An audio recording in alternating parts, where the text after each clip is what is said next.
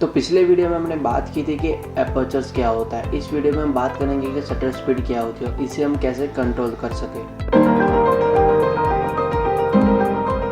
Photo लेते समय shutter जिस स्पीड से खुलता और बंद होता है उसको हम कैमरे की शटर स्पीड कहते हैं। बटन दबाते ही पहले मिरर ऊपर उठता है, लाइट सेंसर पर पड़ती है और फोटो खींच जाती है और फिर शटर बंद होता है।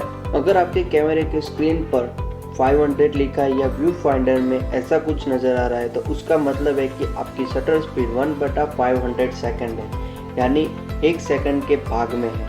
यानी कि उतनी स्पीड में 1 सेकंड के 500 भाग में शटर ओपन या क्लोज होता है। कैमरे की शटर स्पीड 4000 तक तेज और 30 सेकंड तक स्लो हो सकती है। अगर आपको शटर स्पीड के रीडिंग के सामने 2 कॉमा नज़र आते हैं तो वो रीडिंग पूरे सेकंड के हिसाब से है, ना कि भाग के हिसाब में। तो ये जो रीडिंग आप देख रहे हैं वो ये रीडिंग से बिल्कुल अलग है। कई कैमरे में 30 सेकंड से ऊपर बल्ब सेटिंग होती है जिसे आप अपने कैमरे को शटर को चाहे उतनी देर तक आप ओपन रख सकते हो। अगर आप किसी भी स्टैंड या ट्राइपॉड का यूज़ करके बिना आप हाथ में लेके शूट कर रहे हैं तो उसका एक नियम है कि आपके लेंस की जो फोकल लेंथ है उससे ज़्यादा आपके कैमरे की शटर स्पीड होनी चाहिए। अगर कम होगी तो आपका हाथ हिल जाएगा और आपकी फ़ोटो ब्लर आएगी। अगर आप 50 mm पर शूट कर रहे हो तो आपकी शटर स्पीड 1/60 से ज़्यादा होनी चाहिए। अगर आप 24-105 पे 105 पे शूट कर रहे हो तो आपकी शटर स्पीड 120 से ज़्यादा होनी चाहिए।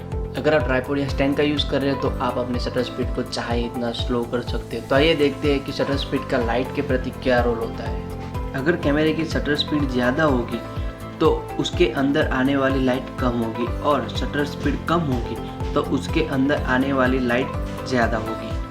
तो एक चीज़ है जिसके लिए शटर स्पीड जिम्मेदार है, वो है कि किसी भी हिलती हुई चलती चीज़ का ब्लर नज़र आना। वो क्यों आता है, उसका रीज़न क्या है कि उसका रीज़न ये है कि कम शटर स्पीड होगी तो वो ज़्यादा ब्लर नज़र आएगी और ज़्यादा शटर स्पीड होगी तो उसमें कम ब्लर नज़र। इस बात का ध्यान रखते हुए हम किसी भी चीज़ को ब्लर या फ्रीज कर सकते हैं या किसी भी चीज़ को हम मोशन में ला सकते हैं। इसे याद रखने का आसान तरीका है एफ रूल, यानी कि एफ फास्ट और एफ फॉर फ्रीज। मतलब कि फास्ट शटर स्पीड यानी कि आपकी फ़ोटो में फ्रीज और स्लो शटर स्पीड यानी कि आपके फ़ोटो में मोशन या ब्लर नज़र आएगा। तो कम शटर स्पीड में फ़ोटो ब्लर क्यों आती है? जब भी हम फ़ोटो क्लिक करने के लिए बटन को प्रेस करते हैं तभी शटर ओपन होता है और किसी भी हिलती हुई चलती चीज़ को टाइम मिल जाता है और वो सेंसर पर कहीं बाहर छप जाती है, इसलिए वो हमें ब्लर या मोशन में नज़र आती है। तो आपको फ़ैन का एग्जांपल दे के मैं समझाता हूँ। तो इतनी शटर स्पीड पर मुझे अभी भी फ़ैन में मोशन नज़र आता है और इतनी शटर स्पीड पर वो मुझे फ्रीज नज़र आती है। इससे हमें पता चलता है कि मोशन जितना फास्ट होगा उससे ज़्यादा हमें शटर स्पीड चाहिए और ये भी ज़रूरी नहीं है कि हर मोशन को फ्रीज करने के लिए हमको यही शटर स्पीड चाहिए।